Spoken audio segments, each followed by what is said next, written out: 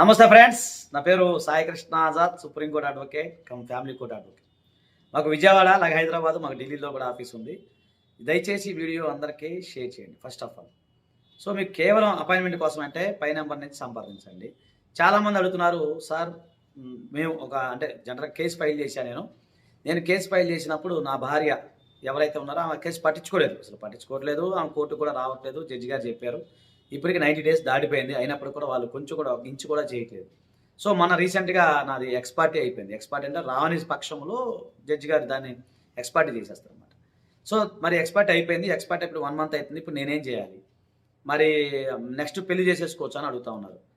Yes, చేసుకోవచ్చు, ఖచ్చితంగా చేసుకోవచ్చు. ఎప్పుడు చేసుకోవచ్చు అంటే 90 డేస్ తర్వాత మీరు 90 రోజులు వెయిట్ చేయండి. 90 రోజుల తర్వాత 91 డే నాడు ఖచ్చితంగా మీరు వివాహం చేసుకోవచ్చు. అప్పటి వరకు కూడా మీరు వెయిట్ చేయాలి. ఎందుకంటే కొన్ని సందర్భాల్లో వాళ్ళు సెట్ సైడ్ పిటిషన్ వేసుకునే అవకాశం ఉంది. కొన్ని సందర్భాల్లో అప్పుడు సెట్ సైడ్ పిటిషన్ వేసుకుంటే మనకి మీకు ఇబ్బంది అయితే 90 డేస్ తర్వాత మీరు నిరభ్యంతరంగా పెళ్లి చేసుకోవచ్చు.